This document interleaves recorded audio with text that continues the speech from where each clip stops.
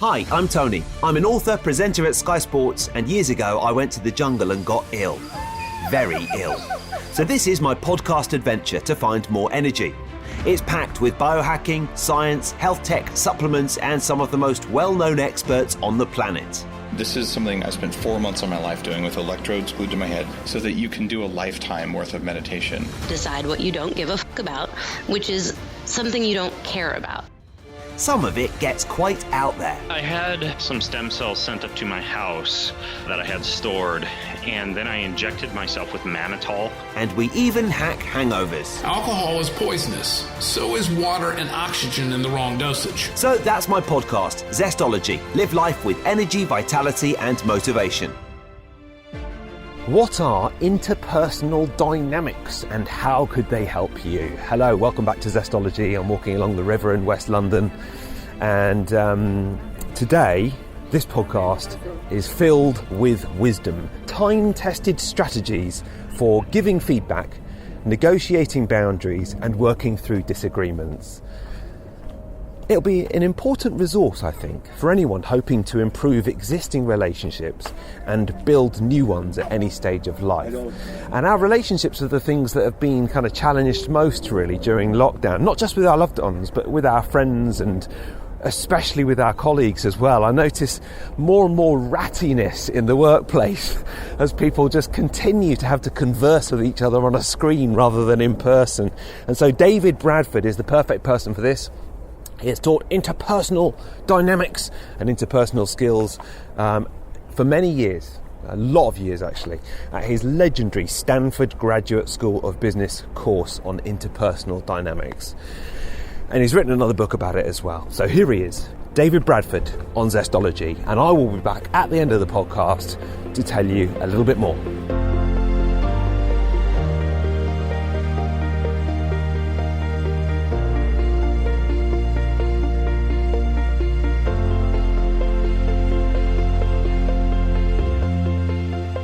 I'm enjoying your book at the moment. I'm reading it at the moment. And one of the things that has made me chuckle is how your wife of over 55 years has told you, you teach this stuff, why aren't you doing it? That's the problem, isn't it, when you set yourself up as an expert in something? It is, and it shows how strong habits are. You know, I can know what I should do, and one falls back. Yeah. By and large, though, I'm imagining that devoting all your research and energy into this area has given you a real insight in how to improve your own relationships. I think so. And I think probably one of the most important things is, you know, hopefully it prevents mistakes, but it's how to handle mistakes and not have that derail you. Yeah. Okay. Well, let's start at the beginning then. I know that you have been teaching a transformational, rather well-known course for years, and you are one of the world's leading experts on relationships as well. And I think in terms of what we're all going through at the moment, I'm so pleased we're talking now and that your book is out at the moment, because relationships are coming under such strain at the moment, aren't they? Yeah, very much so.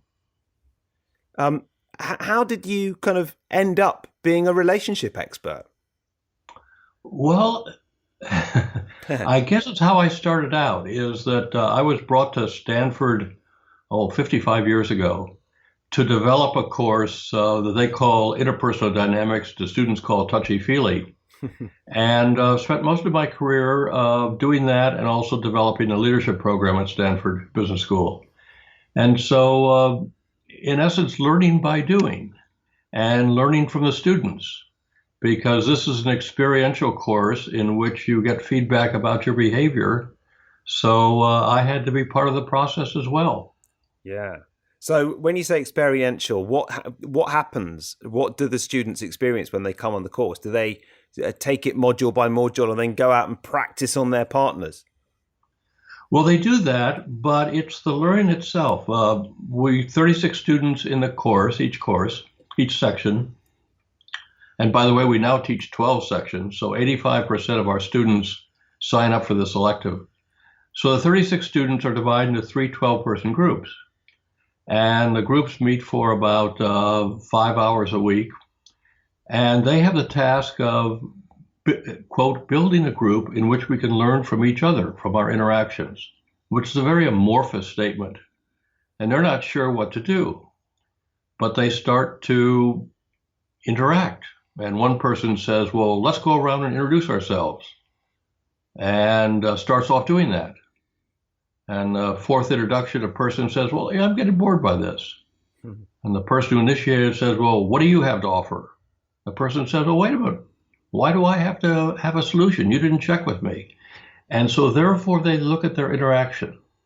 And the first person sees that he had a good idea, but rammed it down the group's throat.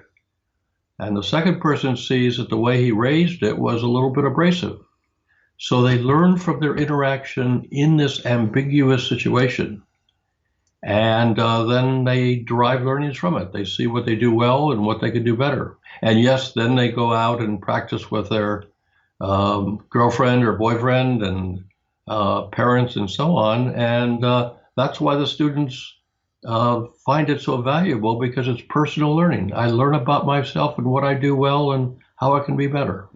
Okay, so that's your background. And then I guess it's more and more relevant, really, because the way that the world is changing so quickly and the way that we communicate with each other is so kind of fragmented now and so often so kind of transitory. But what many of us actually crave and don't really know how to do is have deeper and more personal connections and more meaningful connections. And I think for many people, it's harder than ever. Yes. I think it is. And Tony, it's, as I've seen over the 50 years I've taught this course, it's also getting a little better. And part of why, let me talk about why it's getting better, and then I'll certainly agree with you that it's now presently difficult. Yeah. Is that we realize that the world is a world of relationships. We do business with other people. And also that it's the, quote, soft skills that are often the hardest. How can I be empathic? How can I really listen to you? How can I confront you in a direct but non-abusive way if I disagree with you? These are increasingly important, and we know that. And I think the work on emotional intelligence has legitimized it. Now, the trouble is, particularly with the pandemic, it's what you said. We've moved into a transactional world. We try to get things done quickly. And we don't realize that when we get things done, we also have to build relationships. The other thing is we have a tendency, at least in the colonies here, we are a throwaway culture.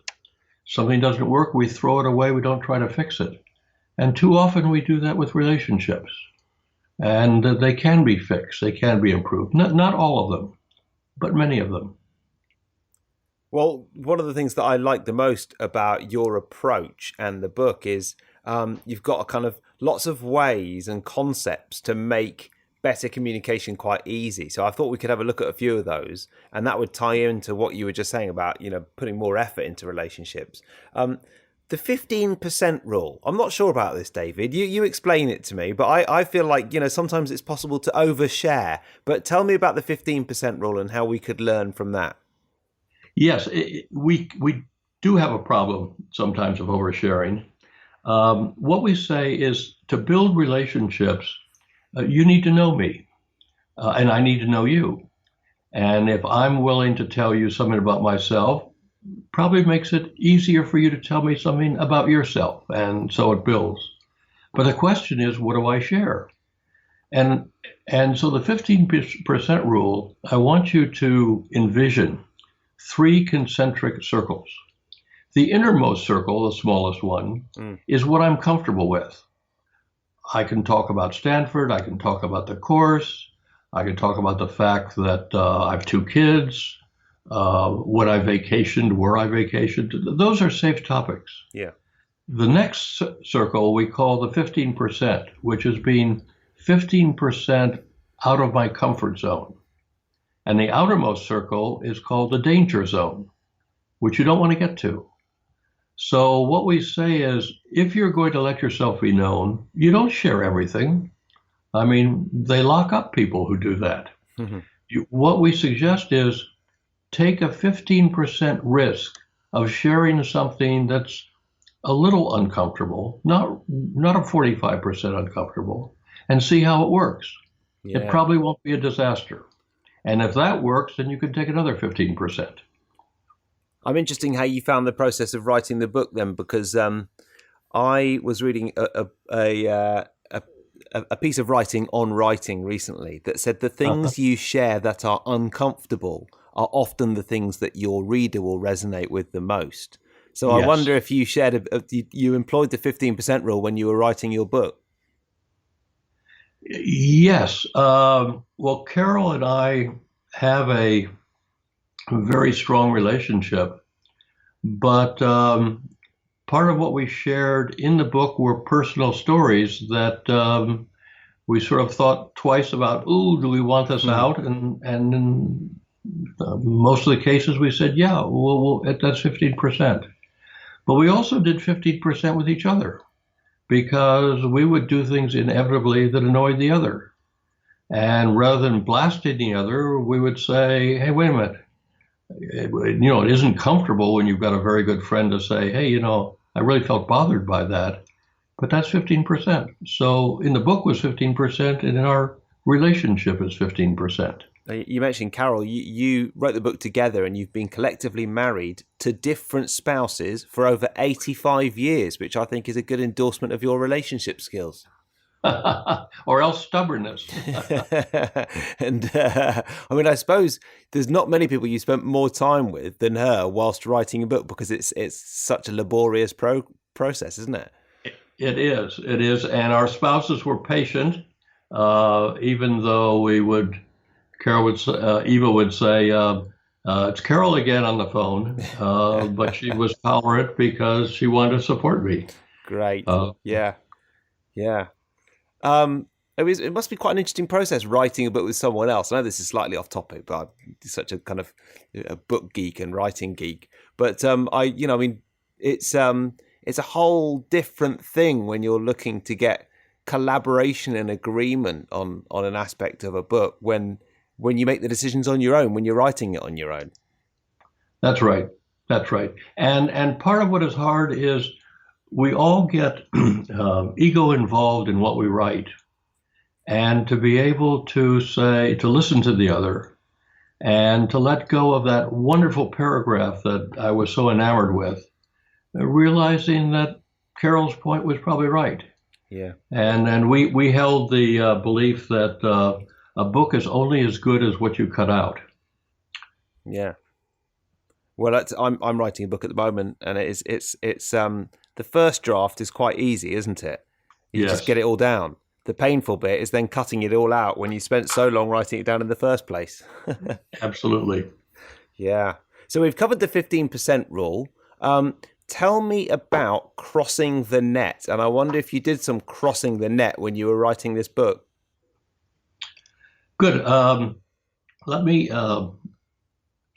This is somewhat complicated, but it's very important. Yeah.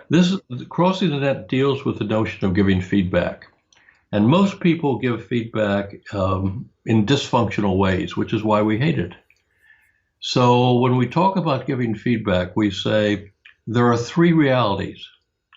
So Tony, in our interaction now, the first reality, from my point of view, is what I know about myself and my intentions. So I intend to be clear, I intend not to be redundant, et cetera, et cetera. The second reality is my behavior, my words, my tone, et cetera. And the third reality is the impact of my behavior on you. And I don't know that. And I need to know that. So that's why we say feedback is a gift. Because if I am not clear, it's a gift for me if you say, hey, David, go over that again. That wasn't clear. Now, the net, we want you to think of a tennis net between the first and the second reality. And as you can't play in the other person's back court in tennis, you have to stay away from crossing the net in giving feedback. But most feedback, we cross the net. So if you were to say, well, David, you just want to dominate, you don't know what I want. And those statements are what make me defensive. But if you were to say, David, when you interrupt, that's a behavior, I draw the conclusion. I first of all, I feel put down. You have to tell what you're feeling. I feel put down. I feel dismissed. And you may go further. You may say, I don't know why you do it, but I was starting to wonder if you want to dominate. You're still sticking with your reality, the impact of my behavior on you, and staying on your side of the net. Right. Yeah. Yeah. That sounds like a very healthy way of dealing with what could be quite a confrontational situation. Yes. Tony, if I may add something. Yeah. Not everybody, most people don't do it right. But the wonderful thing about this model is that if the other person gives you feedback that's over the net, you can push them back. So if you were to say, David, you want to dominate, if I could hold my defensiveness down, I could say, gee, Tony, it's not my intention, reality number one, but clearly I'm doing something, reality number two, that's giving you that impression. What am I doing? So I push you back over the net into the behavior and the impact on you, and the impact of that behavior on you.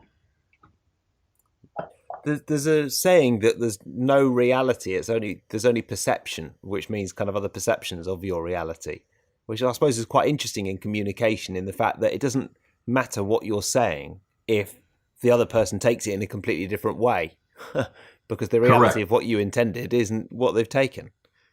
Well, it's the what is it? It's the lack of congruence between the two where learning occurs. And rather than me defending myself, can I start to figure out what the devil's going on? That you take it one way and I intended it in a different way. Then it becomes problem solving, not an attack.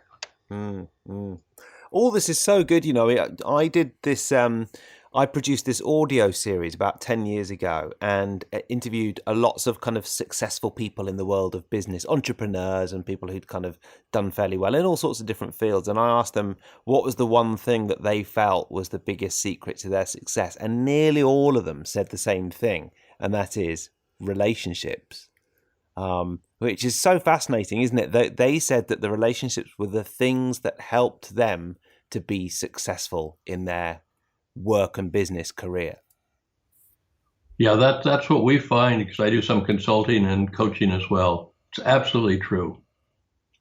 It can be hard sometimes, can't it, in a kind of in a real world setting to get the right balance between maintaining good relationships and just kind of feeling a little bit smarmy when you want some help from someone or you want to get a job from someone. Do you know what I mean? I mean, there's like sometimes it won't necessarily be someone who's your best friend, but the relationship still serves you very well. Absolutely, and again, that's a crucial distinction you're making between a good working relationship and a friendship.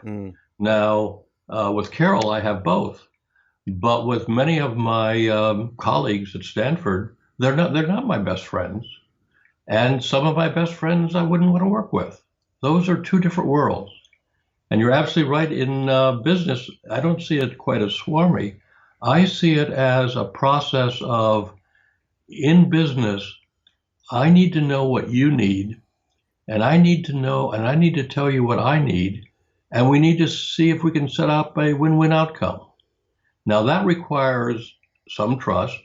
It requires you know me, and it requires that I know you, and it requires that we be open about our conversation. Now, we don't have to go out and have a pint together, but we need to work this out because we're in this organization together. Every once in a while, something comes along in the biohacking world that causes people to have serious FOMO. And I've got a feeling that Fume is going to be that thing. Fume is a natural inhaler made sustainably. There's no smoke, there's no vape. You're just tapping into the power of the natural world. I've been talking about Fume quite a bit and using it a lot, and I'm just sensing that there's a real bandwagon developing around Fume. What you're doing is you're tapping into the power of natural world by breathing in just essential oils and nothing else. And when it comes to energy, which this podcast is all about, you can use it to your great benefit.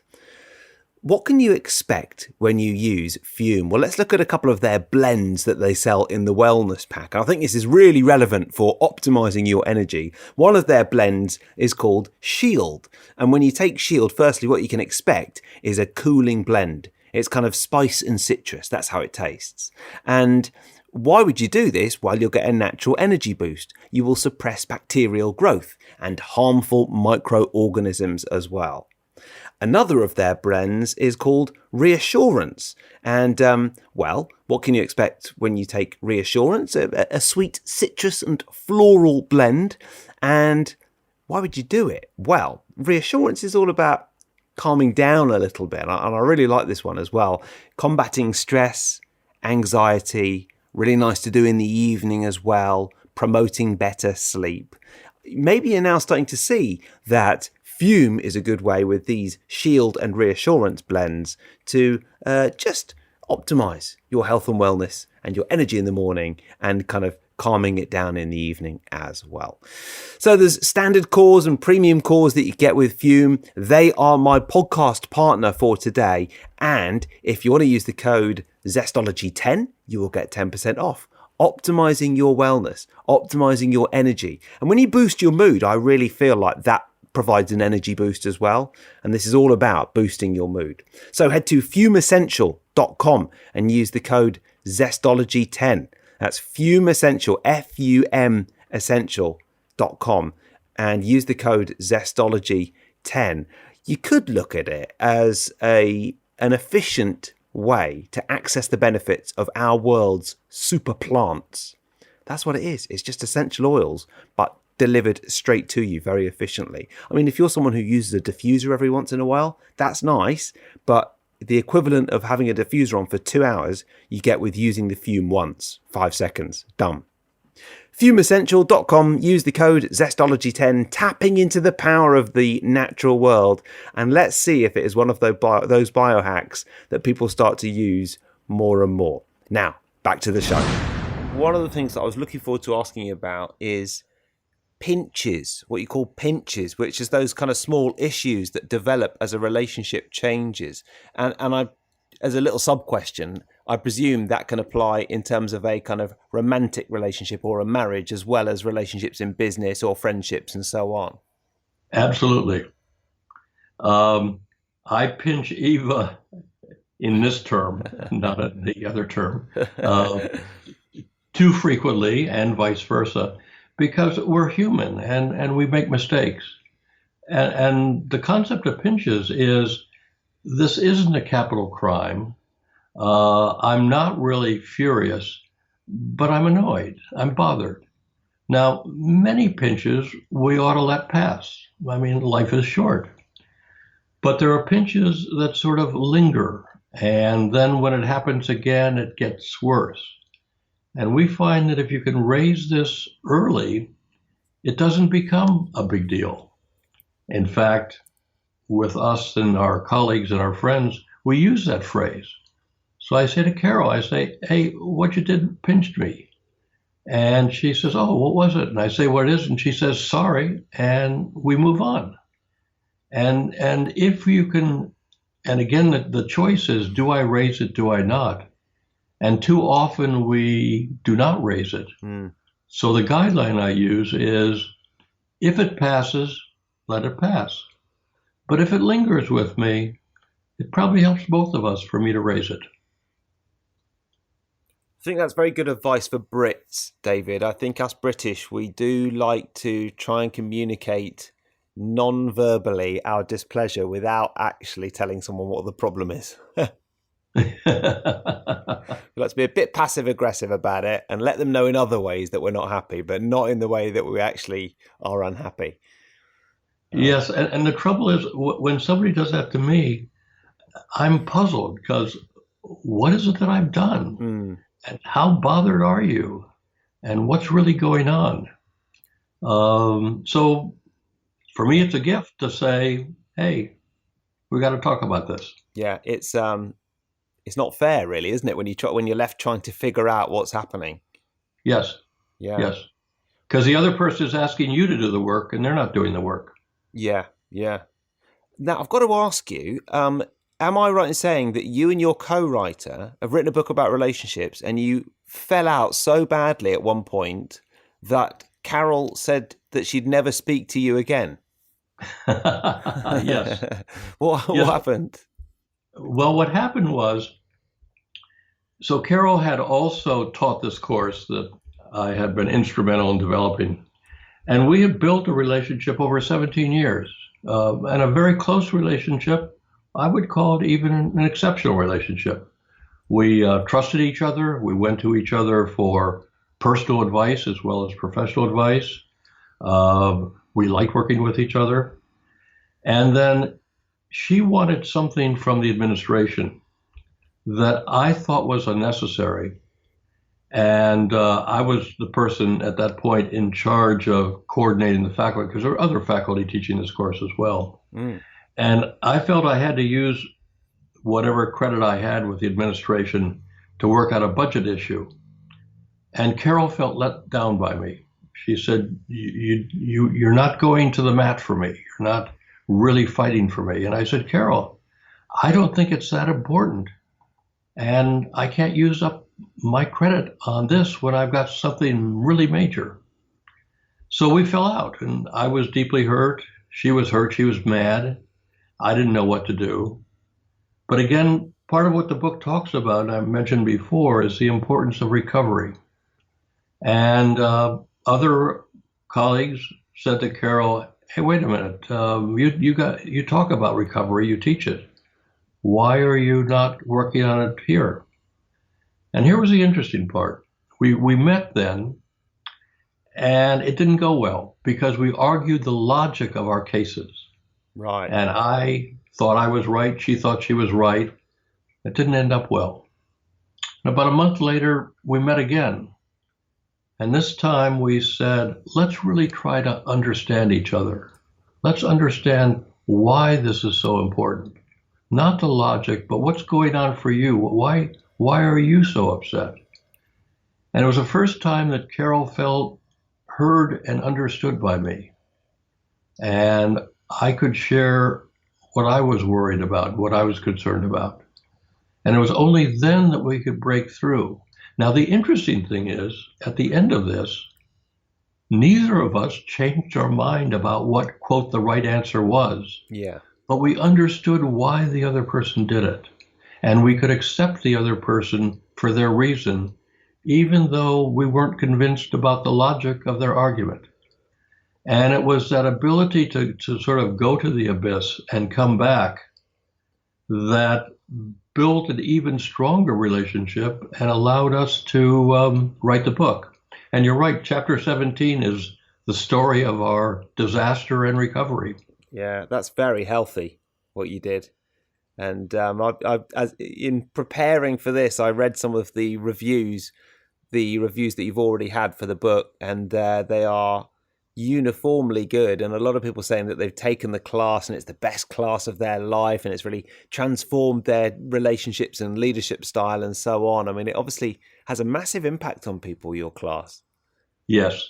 We have people. I had a person who just the other week contacted me 20 years ago, took the course, and she said, I still use this material. And that is very, very gratifying because, as you know, as teachers, we never know if we have an impact. And this is so personally satisfying. Yeah, that's very special.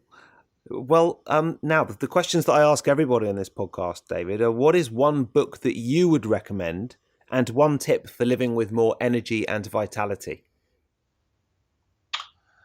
Oh, there's a lot of good books out there. One that I've read recently is called, and it's in this area, which is, I guess, why I like it, is called Together. And I'm blocking on the author, but he's now in Biden's administration. He was the Surgeon General of the United States before he wrote this. And he pulls together all the research. It's well written. It's not an academic book. It's not a dense book.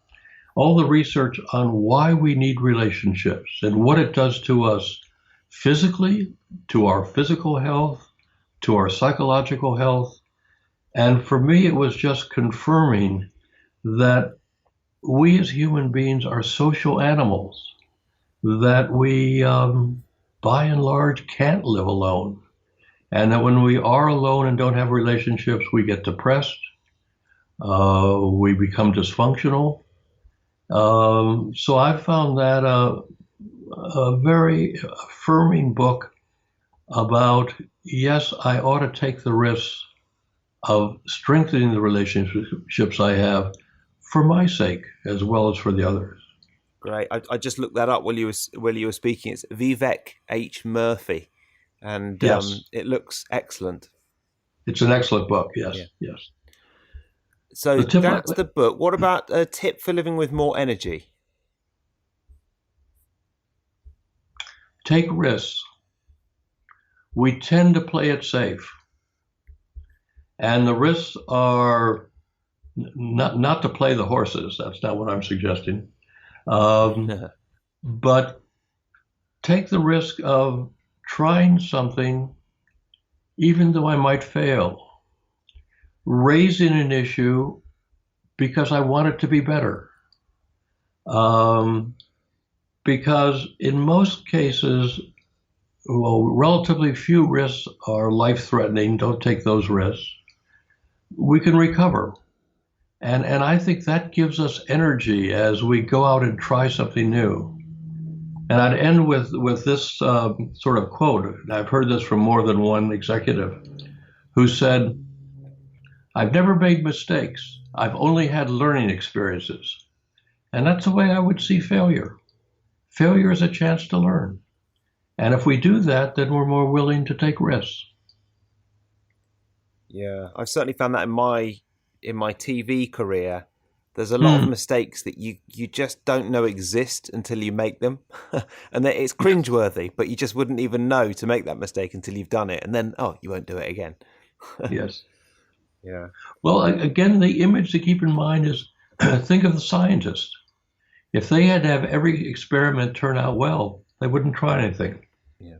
And again, what's important is you don't bury your mistakes, you learn from them. David, it's an absolute pleasure to talk to you. Thank you for making the time today. Your book is out now, isn't it? It's out in the States and it comes out in the UK March 3rd, I think. Okay, we'll make sure this comes out just after that then. That's great. Okay, good to talk with you, Tony, and good luck. Good to talk to you as well. Thanks very much. And the book is called Connect, Building Exceptional Relationships with Family, Friends and Colleagues. Cheers, David. Lovely to talk to you. Good. Have a good day.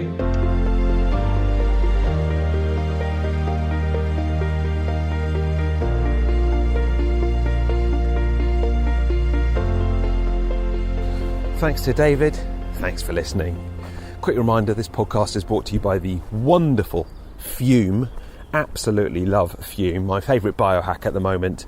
A great tool not just for smoking cessation, but for increased performance, energy and overall wellness as well. It's the natural inhaler made in Canada. It's a beautiful bit of kit as well.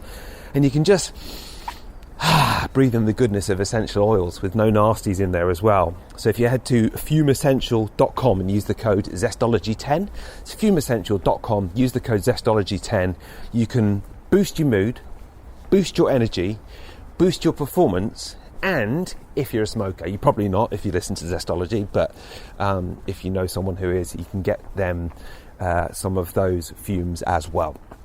fumeessential.com and use the code Zestology10.